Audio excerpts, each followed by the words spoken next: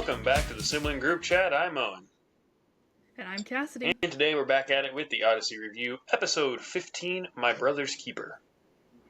Yes, this episode first aired on February 27th, 1988, and it is one of the lost episodes. This is the second lost episode we reviewed, so if you don't remember what those are, go back to the last lost episode. I don't remember what number it was, but we explained it there.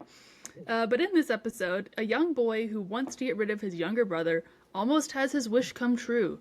Permanently. And our themes are siblings and sibling conflict. Yes.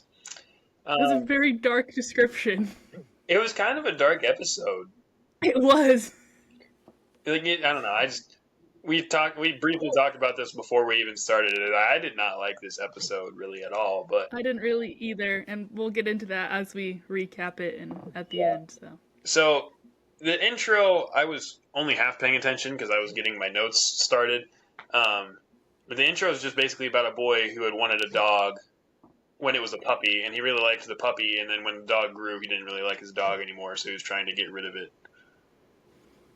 Yeah, I feel like this is a bad example for the rest of the episode, but at the same time, it's not a whole lot different than what happens later in the episode anyway. Yeah. But yeah, so then Chris intros, she says there's many lessons that we only learn if we get to experience, like, what the lesson is about. And then today's episode's about a boy who gets what he wishes for by losing his brother, essentially. Yeah. Yeah, so I guess just hopping into the episode, we have a boy named Felipe. Mm-hmm. No, Philip. No, not Felipe. No. He comes in. Handy Manning. Yes, he comes in. He comes into Wits End and goes to Mr. Whitaker, and I think he just leads with, "I'm trying to figure out a way to get rid of my little brother without my parents noticing." Yeah, I feel like throughout this whole conversation, Mr. Whitaker is not as concerned as he should be. Because I think at first he thinks Philip is joking, and then he realizes Philip's kind of serious, but he still isn't overly concerned. Yeah. Well, and then throughout this whole episode, obviously, we'll get to the Philip's story in a minute. I didn't realize until towards the end of Philip, or actually, until Philip's mom called, that Philip's story had just happened. Yeah. I thought it happened like a day. Like it's happening in real time, basically. Yeah. So, yeah. Philip basically just said he's tired of his brother Dean always getting him in trouble. And Mr. Whitaker says, well, he's just a little, he's 6. I'm sure when he gets to be the age of 12, he'll be just as mature as you. And Philip, again, not completely joking, says, I'm not sure he's going to live to be 12. He might not even live to be 7. Yeah. And at this point, Mr. Whitaker's kind of like, okay, settle down here. But still, not overly concerned. I was like, what? Yeah. You never thought you were going to kill me before I got to 7, did you? Killing you never crossed my mind. Oh, that's good. I'm glad to know I'm safe. Yeah. I don't know how safe you were, but I wasn't ever going to kill you. Yeah, well, you know. So Mr. Whitaker asks Philip to tell him what happened, why he's so mad at his brother. And Philip starts with an interesting story, I guess. The beginning I just found as kind of strange. Not strange, but kind of strange. So Philip had got these recordings from construction workers who were building a bank because he needed it for a school project. And he's listening to these recordings at home, and his brother comes in and wants to record himself. Mm-hmm. His little brother's name is Dean, yes, by the way. His little brother is Dean. And Philip's like, no, get lost, essentially, which honestly, from this point forward, I don't know if until the last conversation of the episode, Philip has a positive interaction with his brother. No. But what I found really weird about this is he's like talking about how when he plays these recordings for his class, he's going to get an A. Is he really going to get an A for just like, well, I went and recorded these guys talking. Here you go, teach. Well, I feel like these recordings weren't going to be his entire project. I think they were just like some supplementary material for the project, but I don't know. I don't know. The way he was talking, it sounded like he had finished his project by talking to these people. Well, maybe he had done all the other work beforehand, and this was just the icing on the cake, the Maybe. finishing touch. Hopefully. Yeah. But anyway, as they're in there, and Philip is being a jerk to his younger brother, their mom calls and says Philip left his shoes in the living room or something, so he needs to go put them away. So Philip goes to do that, and... Actually, no, I think I skipped the part about the doghouse, didn't I?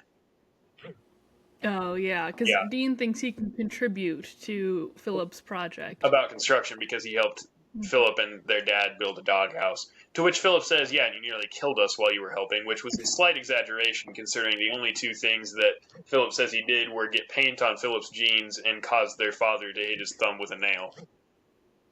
Yeah, Hit his thumb with a hammer, violent not a kid. nail. Yeah, I think the parents need to be concerned about Philip's mental health or something. He just jumps to killing very quickly. Mm-hmm. Yeah. Yes. He also, I thought it was a little bit funny, Philip calls Dean a runt, which later Donna I Barkley noticed calls that, Jimmy that yeah. a couple times. Um, That says the focus on the family go-to child insult. apparently. So yeah, Philip goes to put his shoes away, and he tells Dean before he leaves, don't touch the tape recorder. And as soon as Philip leaves, Dean touches the tape recorder, which... Yeah. So, while I was almost mad at Philip while listening to this episode, I will say his brother did not listen. And didn't... No. His brother wasn't innocent, but... No. At least not in this case. Yeah, I agree. I was mad at Philip most of the time, but Dean shouldn't have touched the tape recorder. He was asked not to. Yes. But Dean, he went there. He had barely even started messing with the tape recorder, and Philip was already back. And before he had left, he said if he touched it, he was going to sit on him, which is exactly what Philip did. He sat on his brother. And then their mom comes in, tells Philip to get off, and then makes the two boys apologize, Philip for sitting on Dean and Dean for touching Philip's stuff. And then tells Philip... I would have liked to have known if... Because Philip goes on and on like, oh, Dean probably ruined my project. I would have liked to know if he had. Like, did he end up adding to their recording, or did he accidentally delete the whole recording to start his own? We don't know. Yeah. I would have liked to have known if he had actually caused any problems or not. That would have been an interesting thing to know. Yeah. Because it would make Philip's reaction... I'm not saying how he reacted would be right in either case, but him being upset would be more warranted if Dean really had just gotten rid of his whole recording he already had. For sure. So, yeah, after that whole exchange, their mom tells Philip that he has to take Dean with him to baseball practice because she was going somewhere. Where was she going? The store or something. Something like that. Regardless, she had determined she could not take Dean with her. Like, there was absolutely no possible way. So yeah, there's no way that a mother can watch her 6-year-old child while running errands.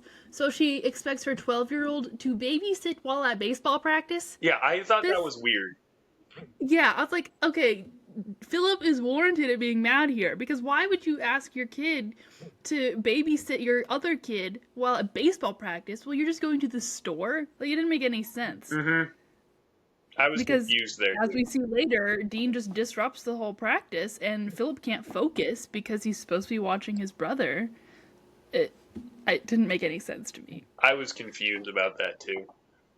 Yeah. But so regardless, yeah, at baseball practice, Dean cannot concentrate, which we kind of get the idea that he's maybe not a good hitter anyway, but he's having trouble focusing on hitting because Dean is being a problem.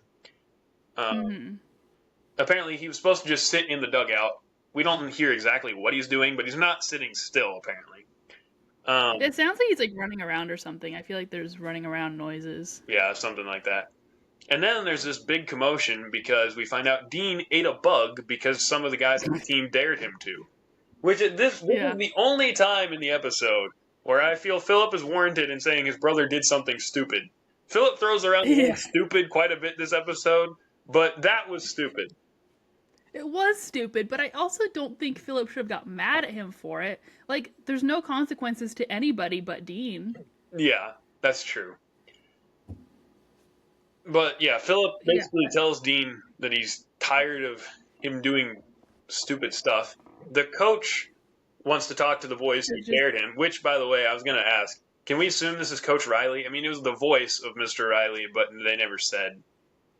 They never said. No. Not that I know. I assumed it was, number one, because it was his voice, but also when you're in the club on the episode page, it lists some of the main characters, and it listed Tom and Whit. Oh. So I just assumed it was Tom. I didn't think they said Coach Riley, but I assumed it was because it was the voice. Yeah, and it was baseball team, so. Yeah. Probably the Coyotes. Yeah. So yeah, Philip tells his brother that he's tired of doing stupid stuff, and then he wants him to go away. He doesn't want to see him anymore and go home. Mm-hmm. Which... Yep. I can see why Philip is tired of him being at baseball practice. However, if they live more than, like, a block away, he should not have sent Dean home by himself. Especially if this isn't something that, like, Dean is already doing. Like, if Dean never is walking home alone, they shouldn't do it. Yeah. And so then,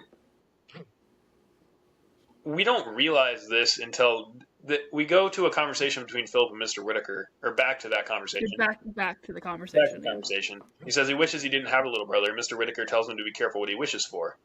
Then he starts to tell Philip a story about a brother, who had a sister who started playing with his toy soldiers. And he got really mad at his sister and said that he wished he didn't have a sister, and so his sister ran away. And then the story is interrupted because Philip's mom called and said that, well, I couldn't tell if she was calling because Dean wasn't home, or if she was calling because neither one of them was home. I think she was calling looking for both of them. Because that would make sense. Because she wouldn't have known Dean wasn't with Philip. Yeah. She calls calls Wit's End, and Mr. Whitaker says that Philip is there, but Dean never came home. And it's only now that I realized that Philip's story was current. Like, that day.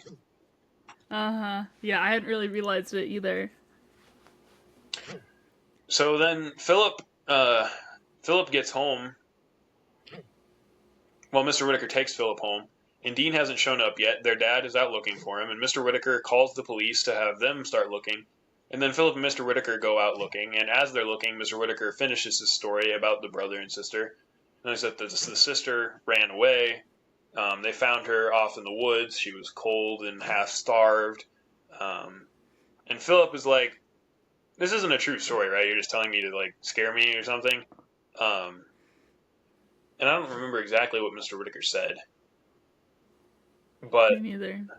Because he doesn't tell him the ending at this moment. Yeah.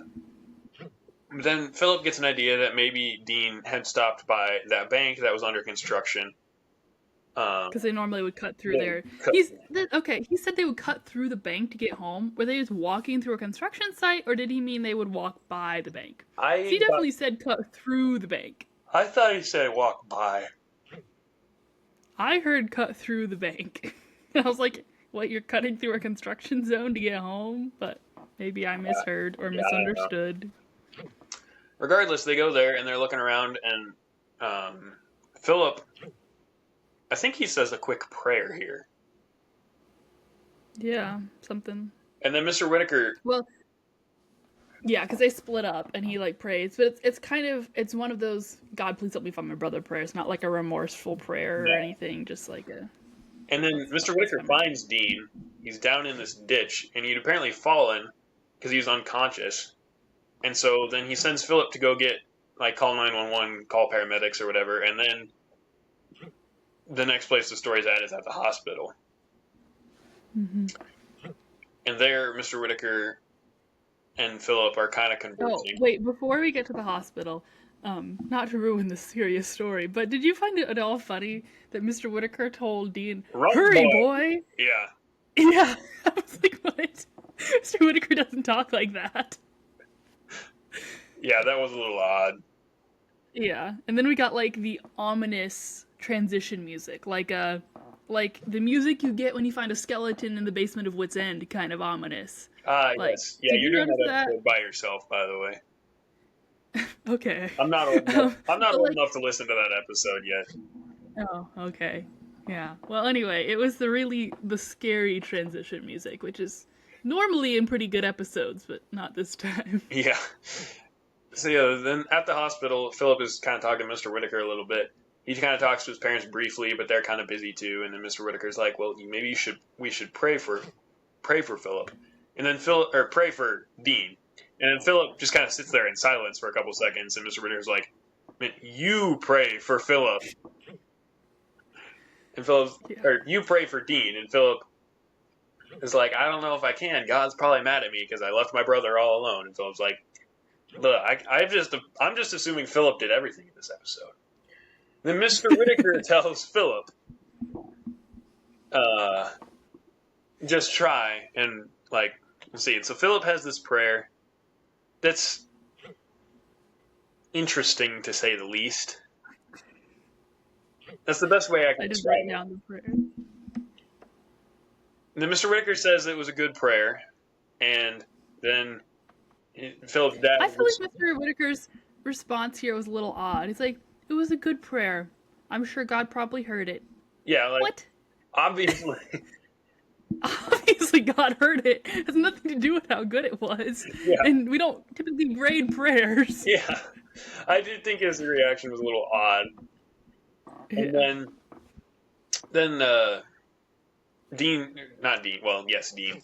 Philip and Dean's dad comes in and is talking to Mr. Whitaker, and apparently Dean's fine. He has a slight concussion, some bruises and scrapes. And then he asks Philip to go talk to Dean. And so Philip goes in. He apologizes for telling Dean to go away, and they have a fairly brotherly love conversation. It's not bad. Yeah, Philip tells Dean that he can play with his things, and Dean. Oh, did you finish Mr. Whitaker's story? Oh, I don't know that I did. Other than the fact that it was Mr. Whitaker personally, it was like he was the brother in the story. I don't think there was any more to the story. No, that's it. But I just wanted to discuss, did we know Mr. Whitaker had a sister? I was actually curious about that too. I don't think we did. I was. No, because the only time I remember like discussing his family, like being in his family, is the episode about his stepmom. Mm-hmm. And I always felt like he was an only child. Yeah, I always got that impression on that one too. For most of the episode, I was kind of assuming that it was Mr. Whitaker's kids in the story. Like that's what I was expecting it to be. Oh, yeah. But then he says it was him. I was thinking the whole time, like, if this is true, I feel like it is Mr. Whitaker, other than that I didn't know he had a sister. Like, I don't know, it didn't quite seem like it was his kids to me. Yeah, but regardless, yeah. I don't think I knew that either. No, that was a bit odd to me, but sorry. Back to Dean and Philip's reconciliation. Yeah, they apologize, make up. Philip tells Dean, or assures Dean, that he really doesn't want him to go away forever. He says he can stick around at least for a while. And then Dean says he wants to use Philip's tape recorder, which Philip isn't too sure about, but eventually somewhat agrees, and then that's the episode. Yep. I don't like it. No, I don't like it either. It was... Okay, for one thing, Philip is the problem here. And the only problem that the adults were ever addressing was the fact that Philip wanted his brother gone. Mm-hmm. That was a big problem, but they never addressed Dean's behavior towards his brother as being wrong. I mean, kind of. The mom got onto him when he was sitting on Dean, but, like, there was never any discussion of, you need to be kinder to your brother. There was no telling Dean that he needed to not mess with his older brother's stuff. I feel like there was obviously, there's only one point to the episode, so we're not seeing this whole family's life. Yeah, But I just felt like Dean should have been getting almost in more trouble than he did. Yeah, there was partially that, and then I feel like Philip should have been at least somewhat taught, like, it's okay for you to not be happy with Dean, but you're not reacting in the proper way. Yeah, the whole thing felt slightly off to me.